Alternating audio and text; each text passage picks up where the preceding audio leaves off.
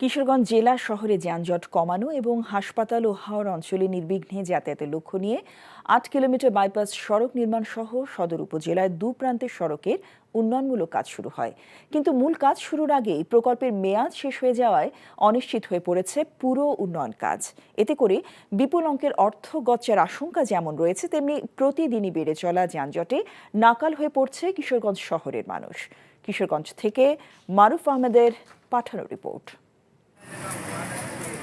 হাওর অঞ্চলে বিভিন্ন উপজেলার গন্তব্য যাতায়াতের জন্য কিশোরগঞ্জ জেলা শহরের মধ্য দিয়ে রাস্তা অতিক্রমের বিকল্প নেই।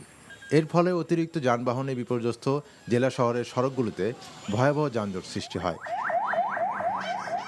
পর্যটন মৌসুমে বাড়তি যানবাহনের চাপে সামগ্রিক অবস্থা আরও নাজুক হয়ে পড়ে। 2019 সালের অক্টোবর মাসে প্রায় 731 কোটি 31 লাখ টাকা ব্যয়ে কিশোরগঞ্জে 8 কিলোমিটার বাইপাস সড়ক নির্মাণসহ দুই প্রান্তের সড়কের উন্নয়নমূলক কাজ শুরু হয়। কিন্তু বাইপাস সড়ক নির্মাণের জন্য জমি অধিগ্রহণ ও মাটি ভরাটের কাজ করতেই চলতি বছরের 30 জুন প্রকল্পের সময় পার হয়ে গেছে। বর্তমানে বাইপাস সড়কের কাজ বন্ধ থাকায় ক্ষুব্ধ স্থানীয়রা। শিক্ষা প্রতিষ্ঠানের শিক্ষার্থীরা এবং রোগী চলাচল খুবই কষ্টদায়ক। হেঁটেও চলাচল করা যায় না।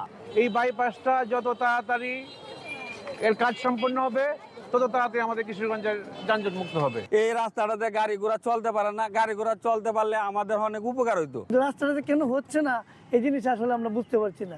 খুবই কষ্ট আমাদের এই রাস্তায় আসা যাওয়া করা। কিশোরগঞ্জে যাতায়াত ব্যবস্থা উন্নত করতে বাইপাস প্রকল্পের গুরুত্ব অনেক, বলছে সচেতন মহল।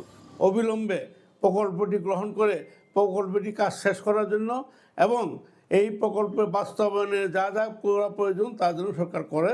প্রকল্পের মেয়াদ শেষ হওয়ায় নির্মাণ কাজ বন্ধের কথা স্বীকার করে কিশোরগঞ্জ সড়ক ও জনপথ অফিসের নির্বাহী প্রকৌশলী জানান, প্রকল্পের মেয়াদ আরও 2 বছর বৃদ্ধির জন্য ইতিমধ্যে পরিকল্পনা মন্ত্রণালয়ে আবেদন করা হয়েছে।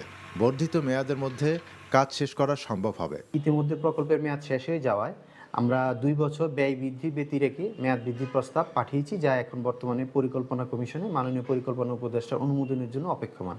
প্রকল্পের মেয়াদ বর্ধিত হলে আমরা আশা করছি অবশিষ্ট সময়ের মধ্যে যে প্রকল্পের যে অবশিষ্ট যে কাজ বাকি রয়েছে তা সমুদয় শেষ করতে পারব। NTV news desk.